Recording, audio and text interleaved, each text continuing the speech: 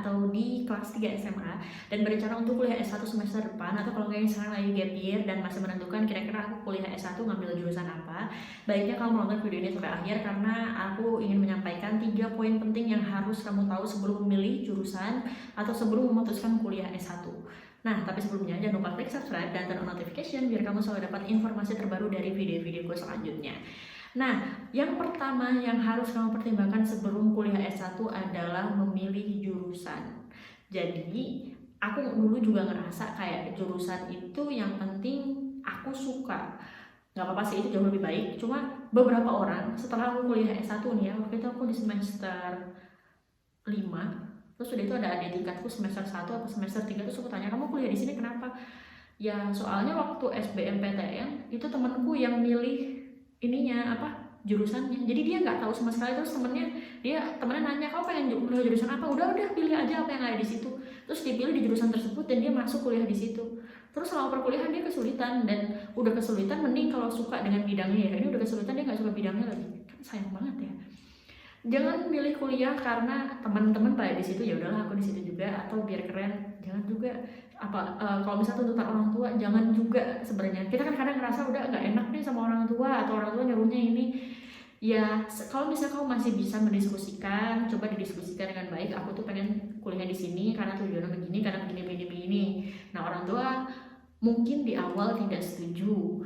Nah, tapi coba kamu ngomong lebih jauh, bisa aja orang tua berubah pikiran. Atau kalau enggak, bisa dengan cara kamu mempelajari, mendalami tentang jurusan tersebut. Mungkin awalnya kamu ngerasa nggak suka nih, terus udah itu ketika kamu mendalami ternyata aku juga suka nih sama bidang ini.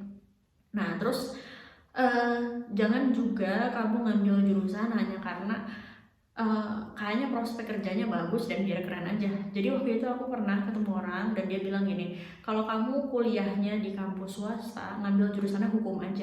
Kenapa emang kalau misalnya jurusannya hukum aja?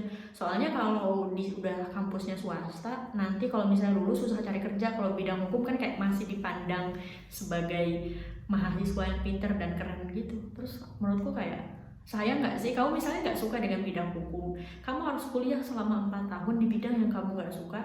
Dan kalau nggak suka biasanya nih ya, sulit buat bisa, karena kita mau belajar tuh kayak, aku nggak suka loh bidang ini apaan sih, buat apa sih. Nah itu sayang banget menurutku. Jadi pertimbangkan untuk kuliah S1 itu, kamu emang merasa suka pertama. Kalau nggak bisa, menurutku masih it's okay. Selama kamu suka dan kamu mau berusaha untuk bisa, kamu pasti bisa. Kedua, kenali kemampuanmu. Sekarang sebenarnya udah banyak banget aplikasi kayak buat ngecek kepribadian, atau kalau nggak ngecek rencana studi, atau kalau nggak rencana karir atau rencana pendidikan. Itu biasanya udah ada. Sekarang udah ada aplikasinya, meskipun ada beberapa yang berbayar ya. Atau kalau nggak, kamu bisa konsultasi dengan perencana pendidikan. Kira-kira kamu dengan karakter seperti ini cocoknya kuliah di mana? Cocoknya kuliah di jurusan apa? Nah, jadi jangan gambling. Kenapa? Karena akhir-akhir ini banyak banget yang tanya di DM maupun di kolom komentar nih ya. Kalau kamu lihat video-video yang sebelumnya, banyak banget yang tanya, aku S1 di sini, terus udah itu S2 mau lintas jurusan. Ada juga yang D3 di jurusan ini, terus aku pengen ekstensi nambah S1 tapi lintas jurusan. Dan kalau dari D3 ke S1 lintas jurusan atau nggak linear itu nggak bisa. Kamu harus ngulang lagi S1 dari awal untuk bisa ngambil jurusan tersebut. Terus juga ada yang S1 pengen lanjut S2 yang nggak linear. Mending kalau nggak linearnya itu masih bisa kekejar ya. Ini ada yang S1-nya peternakan, pengen S2-nya kedokteran hewan, itu nggak bisa. Kalau kamu pengen kedokteran hewan, balik kuliah S1 lagi, ngambil pendidikan dokter hewan, baru nanti S2 ngambil profesinya yang dokter hewan. Jadi sayang ya kalau misalnya kamu dari awal ngerasa aku pengen kuliahnya di situ. Ya dari S1 please, dari S1 udah ngambil jurusan itu. Beda lagi kalau misalnya kondisinya kamu ngerasa aku emang suka ini, tapi seiring berjalannya kuliah kamu ngerasa ternyata ini bukan passionku nih. Nah kalau misalnya kayak gitu, kamu sekarang punya dua pilihan. Lanjutin kuliah sampai selesai, kamu dapat gelar, terus udah itu kamu kuliah S1 lagi, gak apa-apa, silahkan. Atau kalau enggak, di tengah kuliah kamu berhenti, habis itu pindah ke jurusan lain, cuma ngulang lagi dari awal. Kalau mau silahkan. Cuma ya semua pasti punya konsekuensinya, kira-kira kamu bisa apa enggak. Karena bagi beberapa orang ngerasa kalau ngulang kuliah S1 lagi terus nanti sama anak-anak yang lebih muda, 4 tahun sampai 5 tahun lebih muda, itu kayaknya aneh, nggak enak gitu. ya kalau merasa nggak mau ya lanjut aja di kuliah tersebut ya, meskipun kamu pada akhirnya nggak suka atau kamu ngerasa masih bisa nih kekejar nanti pas S2, misalnya kayak S1 kamu teknologi pangan nih kayak aku, S2 ngambil manajemen masih bisa, ya silahkan kalau misalnya kayak gitu. Tapi nanti kan tetap ada harus ikut matrikulasi, dan ini juga dipertimbangin lagi. Misalnya matrikulasi perlu nambah 1 semester, artinya S2 mu akan lebih lambat 1 semester dibandingkan anak-anak lain. Jadi saranku nih ya, kalau kamu saat ini SMA, pertimbangin deh apa yang benar-benar kamu mau dan kamu mampu. Karena kuliah 4 tahun itu nggak manis-manis aja kayak di FTV. Banyak kok orang-orang yang DO. Ada yang banyak yang berhenti di tengah kuliah, ada juga yang udah kuliah 7 tahun sampai mentok, udah nggak bisa dibantu lagi sama fakultasnya, terpaksa dia DO. Kayak ya udah ngabisin dana orang tua, karena nggak mungkin ada kuliah 7 tahun dibiayai beasiswa ya, pasti dibiayai orang tua. Dan ya sayang sih, coba kamu pertimbangin baik-baik. Kalau misalnya kamu punya pertanyaan bisa tanya di kolom komentar juga. Oke, yang kedua adalah rencana karir. Misalnya kalau sekarang belum ada rencana karir nggak apa-apa. Seperti yang tadi saya sampaikan di poin 1, yang penting kamu suka sama mampu dulu di situ. Tapi kalau misalnya seandainya nih kamu kuliah udah ada rencananya, aku sebenarnya mau usaha sih, cuma orang tua nyuruh kuliah di jurusan ini, cuma ya nggak apa-apa lah, aku masuk jurusan apapun is okay, karena nanti setelah lulusnya aku nggak ada rencana berkarir buat karir tertentu. Misalnya orang tua nyuruh masuk jurusan kedokteran, kamu rencana pengen usaha, ya udah nggak apa-apa, masuk jurusan kedokteran aja. Untuk apa? Untuk memenuhi permintaan orang tua. Terus nanti setelah lulus kan nggak berencana jadi dokter juga. Misalnya kamu berencana mau usaha, kalau kamu usaha sebenarnya kamu nggak perlu background pendidikan S1 kalau misalnya kayak gitu. Atau kalau nggak kamu berencana ya aku kuliah di mana aja, karena tujuanku kuliah bukan untuk mendapatkan suatu gelar tertentu, bukan juga untuk kerja di suatu tempat tertentu, atau kamu nggak ada rencana karir tertentu tapi pengen membuka pikiran aja, silahkan kamu kuliah dimanapun yang kamu mau, yang kamu mampu dan kamu suka. Jadi dulu waktu aku kuliah mau kuliah S1 dari SMA, ibuku udah bilang kuliah itu nggak perlu kamu ngejar misalnya jurusan apa di kampus apa yang akreditasinya apa. Kuliahlah karena kamu pengen membuka pikiran. Orang yang kuliah S1 itu berbeda pikirannya sama orang yang nggak kuliah S1. Jadi mindsetmu di situ deh. Maksudnya kuliah nanti, saat kuliah jangan cuma kuliah pulang. Kamu cari pengalaman, ikut organisasi, ikut lomba. Ambil kesempatan yang nggak bisa didapat sama orang yang nggak kuliah S1. Karena kalau misalnya kamu kuliah pulang, apa bedanya sama SMA ya kan?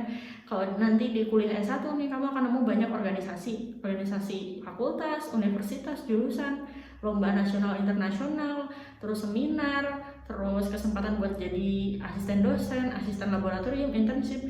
Nah, kamu kuliah untuk memanfaatkan itu semua kesempatan-kesempatan yang gak akan bisa didapetin sama orang yang gak kuliah S1. Itu yang ibuku sampaikan. Jadi ibuku bilang kamu mau kuliah dimanapun silahkan. Nah, kalau kamu memang berpikir kuliah S1 dengan alasan seperti itu, silahkan kamu ambil jurusan apapun yang kamu mau gitu. Ya, jadi ini case-nya beda sama orang yang di opsi pertama tadi.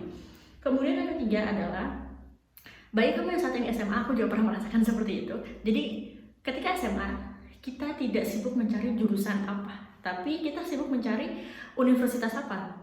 Nggak tahu ya sekarang kayak gimana, tapi tahunku sama tahun-tahun setelahku, yang sibuk dipikirkan oleh kamu yang berada di semester akhir kelas 3 SMA adalah aku mau masuk kuliah di kampus apa. Ya menurutku wajar aja kamu berpikir seperti itu. Kenapa? Karena dari tuntutan orang tua mungkin, terus atau kalau enggak kultur yang dibentuk oleh sekolah tersebut, atau kalau enggak dorongan dari guru-guru, atau kalau enggak misalnya kamu bimbel nih. Kalau tempat bimbel, mereka pasti akan sangat bangga misalnya kamu keterima di universitas apa sih, UI nih, ITB nih, UGM nih. Ya, mereka pasti akan menekankan kamu untuk ngambil universitas apa, bukan jurusan apa yang kamu mau. Kenapa? Karena kalau misalnya kamu keterima di universitas apa gitu, yang naik namanya kan si bimbel tersebut. Nah, cuma balik lagi nih, kalau misalnya kamu ngerasa pengen di jurusan tertentu, sekalipun itu bukan kampus yang terkenal, bukan kampus yang prestis, nggak masalah. Kenapa? Gini deh, ketika kita masih SMA, kita mikir, kalau misalnya masuk ke kampus gede gini, pasti peluang kerjanya akan lebih besar. Aku dulu berpikir kayak gitu, dan aku lulus S1, itu di UB. UB adalah kampus yang selalu masuk 10 besar nasional. Dan aku pikir, ya pasti akan mudah dapat kerja. Aku berada di fakultas dan jurusan yang dua-duanya terakreditasi A. Jurusanku terakreditasi A+, terakreditasi internasional. Fakultasku juga terakreditasi A+, terakreditasi internasional. Universitasku terakreditasi A dan terakreditasi internasional, terakreditasi AUNKI juga. Kurang apa universitas, fakultas, dan jurusannya? Keren kan? Tapi ketika cari kerja susah nggak? Susah banget. Kenapa? Pertama, kompetitornya banyak. Coba nih, di jurusanku aja ada 300 orang. Anggap aja nih lulus dari S1 300 orang, itu belum sama yang tahun lalu belum diterima kerja. Kita akan bersaing dengan sekian banyak orang. Nah, kalau cuma mengandalkan dari kampus, jurusan, fakultas untuk nantinya biar gampang dapat kerja, sulit. HRD-mu nanti saat wawancara kerja nggak nanya kamu dari universitas mana, oh dari Universitas UI ya, oke kamu pasti keterima, dibandingkan yang dari universitas swasta. Nggak gitu, dilihat dulu CV-nya, pengalamanmu apa. Jadi jangan merasa aman dengan cara udahlah aku yang penting sekarang belajar untuk bisa masuk ke kampus tersebut, setelah masuk ke kampus tersebut udah santai aja, pasti nanti aku keterima kerja. Nggak gitu, kamu tetap harus berjuang lagi. Nah jadi kalau seandainya nih ya, kamu sekarang nih gap year, terus udah itu nggak bisa belum bisa berkesempatan untuk masuk ke kampus impian kamu, terus udah itu ya kesempatannya cuma ada pilihan kampus yang nggak prestis, misalnya nggak masuk 10 besar gitu, atau kalau nggak mungkin masuknya kampus swasta, menurutku nggak masalah. Manfaatin kesempatan kamu sebagai mahasiswa S1, ikut lomba atau apa. Karena aku merasa gini ya, kalau kamu di kampus besar nih, 10 kampus besar nih ya, itu kesempatan kamu buat lomba tuh kecil. Emang apa ya, kerjasama sama instansi lain tuh banyak, tapi kan mahasiswa juga banyak nih pertama. Kedua, misalnya dari sekian banyak mahasiswa, misalnya ada event nih yang daftar itu 100 orang, yang diterima cuma 2 orang, kan berarti 2/100 nih. Tapi kalau misalnya di kampus swasta, kalau kamu aktif nih ya, kesempatan yang diberikan sama kampus itu gede banget, karena jarang mahasiswa lainnya aktif gitu. Kalau menurutku itu kesempatan sih. Sekarang ngomongnya realistis aja. Kalau dulu waktu masih S1 awal-awal masuk kuliah ya pokoknya pengen di kampus bagus, tapi sekarang aku melihat itu sebagai realistis aja. Kalau ngambil di kampus swasta is okay, tapi kamu jangan malas-malasan, percaya deh. Maksudnya ambil kesempatan sebaik mungkin saat kamu menjadi mahasiswa S1, ikut lomba, ikut seminar dan lain-lain. Soalnya kayak ikut lomba nih, aku kasih tahu, kalau kamu di kampus negeri, terus di UB, terus di FTP, yang daftar lomba itu setiap bulan itu banyak banget.